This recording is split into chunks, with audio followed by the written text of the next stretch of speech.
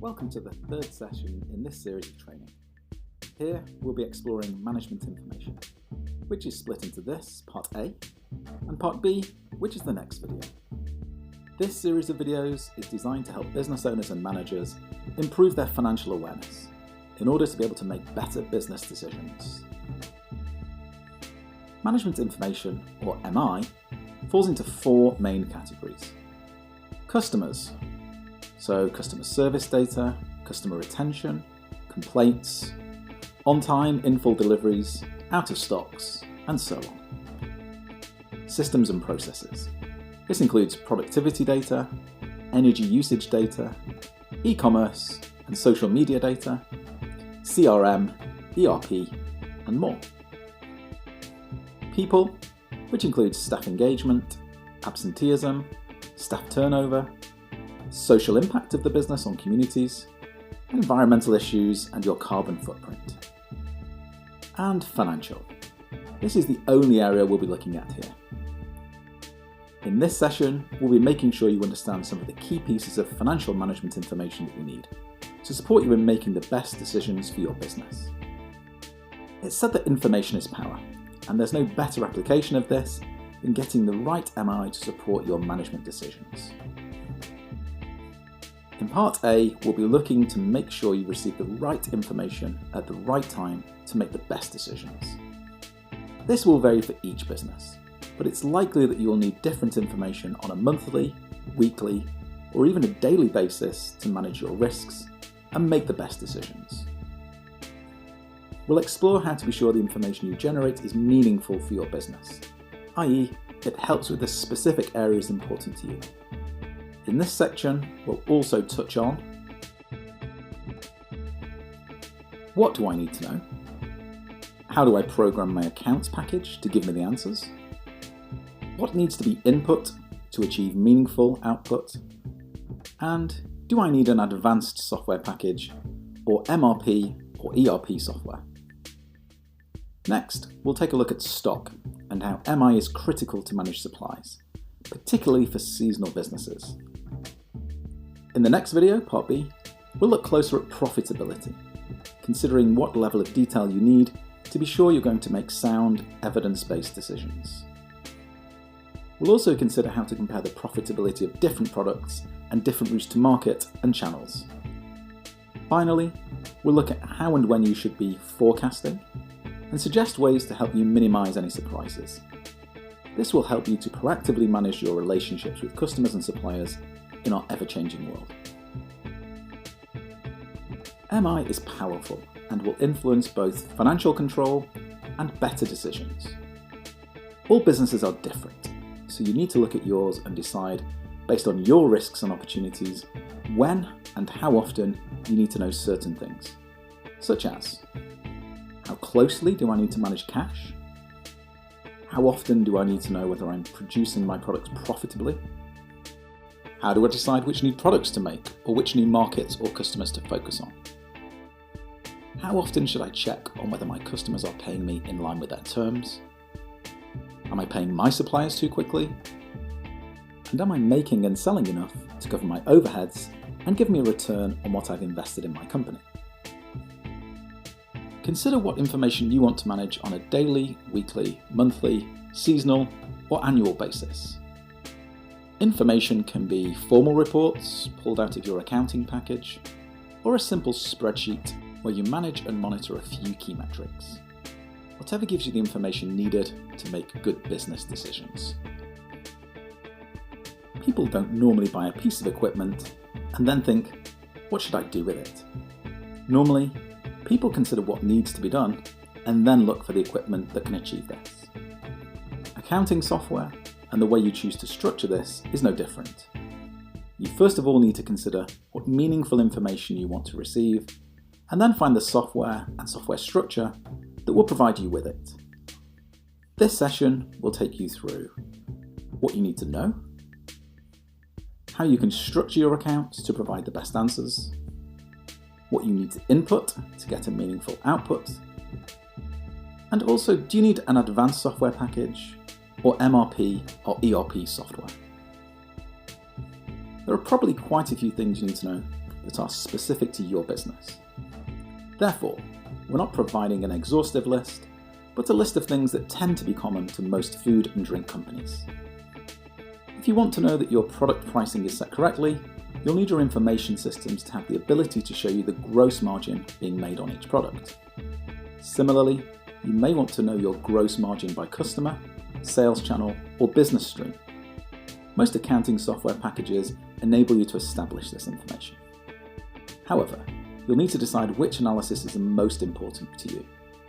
You're unlikely to be able to analyse by more than one or two methods unless you invest in quite sophisticated systems. These kinds of systems could be costly and demand a lot of effort in upkeep. A compromise might be to set your account system up to provide some analysis directly, but other analysis by downloading data into Excel for further analysis. The gross profit made from producing and selling your products will also have to cover your overheads. You'll also need to see the overall profit for the business, i.e. the net profit, paying particular attention to and understanding your fixed and variable costs, and how your systems might help you here. Ensuring that you're trading profitably does not necessarily mean that you'll be okay for cash. What is your information system telling you about your cash position? Key to all of this will be monies owed and monies owing in the short to medium term. Are you making best use of your systems to identify pinch points and potentially negotiate better terms? There are many other financial KPIs you might need to consider, depending on your own business needs. Examples of these could be stock turnover, debtor payment days, and liquidity, which is linked to cash flow, which looks at the ability to keep trading. All of these and more can be measured from data in your accounts package. Basic accounts packages tend to have more common features and capabilities, although they may look a bit different to one another. Other than very basic packages, there will normally be more than one way of analysing your accounting transactions. So first of all, decide what level of analysis you want out of your software. For example, do you want to know profitability per product group? Then, how do you go about achieving this? All accounts software will have a chart of accounts, sometimes referred to as the nominal ledger or general ledger. This is simply the first level of analysis for any business where income and expenditure is identified by type. Typical individual accounts within your chart of accounts will therefore be sales, raw materials, labour, utilities, fixed assets, and so on. And as you will not be trading entirely in cash, you will have other individual accounts for debtors, creditors, accruals, etc. It's best to keep your chart of accounts as simple as possible so that it doesn't constantly alter with changing circumstances. For example, you don't want to have to change your chart of accounts simply because you're launching a new product or taking on a new customer. Your chart of accounts would very quickly grow to a confusing and unmanageable state, restricting the useful level of information you can get out of it. Therefore, be sparing of your chart of accounts. You might break down your sales by import and export, or maybe by retail and wholesale. But don't be tempted to overanalyze. There are better places to do that than in your chart of accounts. For example, all accounts packages other than the very basic will also have a means of setting up customers and suppliers. Set them up correctly, and you'll be able to track sales by customer or purchases by supplier, as well as the more obvious amounts owed or owing, and any overdue receipts or payments. Working out profit generated from each customer might be more complicated than you think, and if this is required, it will probably be better done outside of the accounts package, but based on information extracted from the accounts package. If your chart of accounts is simple, where does the analysis by product type or business stream come from? Even the basic accounts packages tend to have at least one level of further analysis. Different software will have different terminology and methodologies, but the underlying logic remains the same. It's to provide secondary analysis. For example, Xero has functionality called Category Tracker. Sage 50 has Departments and Jobs. As an example, if you were a baker, you could possibly set this second level of analysis to be bread, cakes, and savouries.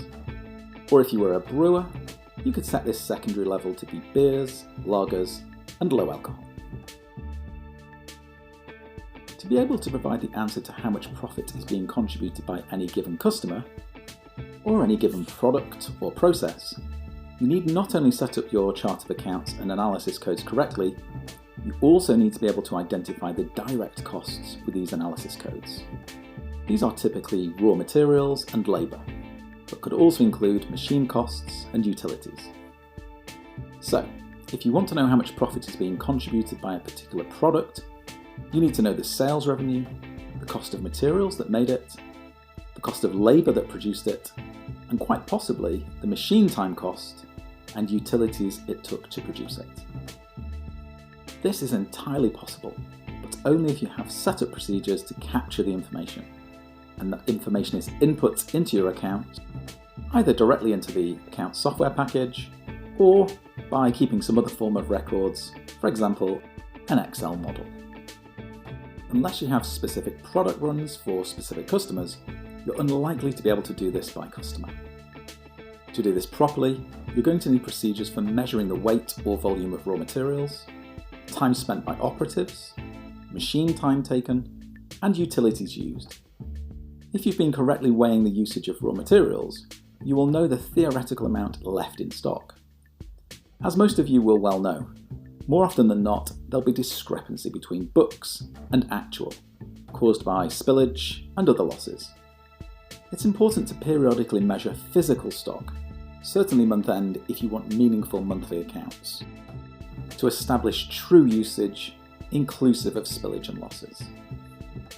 Physical stock takes should also include finished or part-finished stock. Unless you have very sophisticated systems, your accounts package is not going to know the answer to the amount of actual stock held. To make your accounts meaningful, you need to tell your accounts software about your opening and closing stock. Failure to do this is probably the most common error for distorting management accounts. There are systems, commonly referred to as MRP or ERP, that could automate some of these requirements. However, they do require considerable time and energy to set up and manage thereafter. Another common error is failure to record items at month-end that are not yet in the accounts. These items can include things such as goods or services received but not yet invoiced, products delivered but not yet invoiced, and products not delivered despite monies being received. We've stressed the importance of keeping track of stock if you want to have meaningful financial information. But the food and drink industry, traceability is a requirement anyway, of course. The way you manage traceability may well be useful in keeping track of stock levels. As you grow in size, you'll possibly find that manual or semi-manual methods of feeding stock and other production information into your accounts package is unsatisfactory. You may be reaching a point where you need to upgrade your systems to MRP, which is Materials Resource Planning Capability, or even ERP, Enterprise Resource Planning Capability. Some well-known and relatively basic software packages, such as Sage 50, have some capability in this area, but they all demand quite a lot of setting up and subsequent effort in their upkeep. Some top tips are: introduce MRP and ERP well before their absence is a real problem, but only if you truly think that they will be needed. Carefully specify what you want before starting the selection process. Make sure you have a knowledgeable implementation team with the time to carry out the installation. Make sure everyone is thoroughly trained and on board. And finally, be prepared for quite a large bill.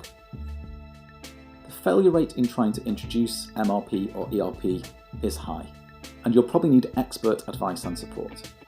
Planning and preparation are key.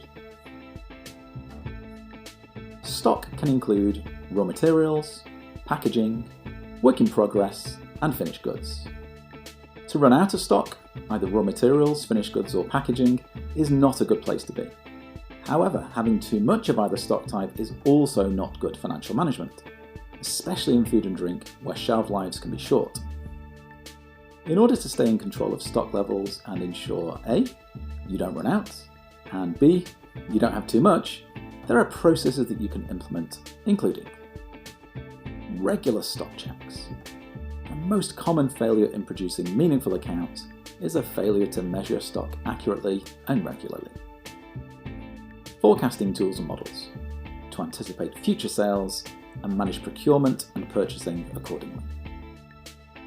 Negotiating lead times with suppliers. And finally, drawdown arrangements with suppliers.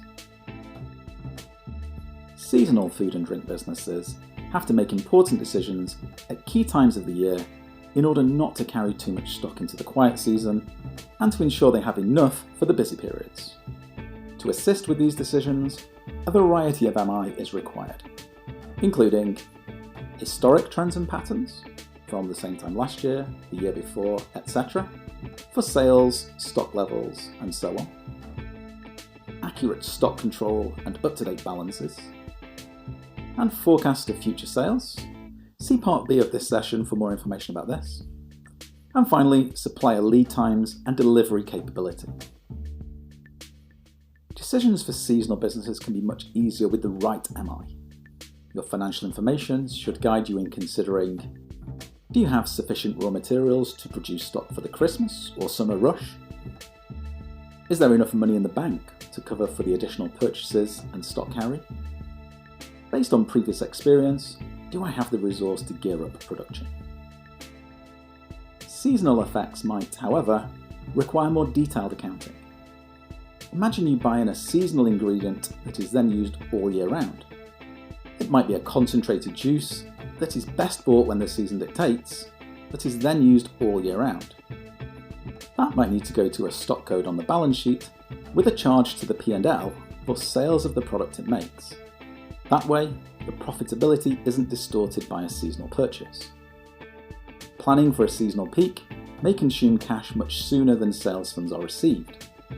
Accounts should allow you to prioritise the sales that either offer cash back to the business soonest, that could be through e-commerce for example, or give you the best margin. This means the stock you build needs to be valued, sometimes because it either stays in the business across a month or even over the end of a financial year. The stock value therefore impacts the overall profitability of the business. And stock has several dimensions: the cost, the shelf life, the seasonal demand, and how much production cover the stock will provide for versus the lead time for replenishment or turnover. Although these cannot always be captured in management information, they do need to be captured. For example, running the business efficiently will mean having enough stock to cover the period of planned demand and production. Therefore, the optimal moment to reorder stock means that the minimum amount of additional cash is required to order again, to avoid an out-of-stock position.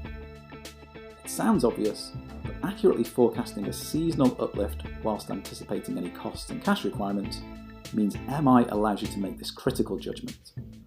Your account software therefore will need to work in conjunction with other planning and forecasting tools, for example Excel or ERP, to fairly and accurately reflect the stock value position. Whilst we can't cover the intricacies of getting stock management systems to talk to your accounts, it is important that the data is reflected in the accounts. In summary, in this session, we've looked at receiving the right MI at the right time. There are different needs for every business, but the key principles remain. How to make your financial information meaningful. What do you need to know? And finally, stock management and seasonal impacts. The importance of planning and reviewing the range of MI available to help you make the right decisions. The next video in the series, Management Information Part B, will look closer at information that helps you manage the profitability of the business. It will also look at profitability per product, per route to market, and per customer, as well as a brief look at the principle and benefits of financial forecasting. For now, it's goodbye.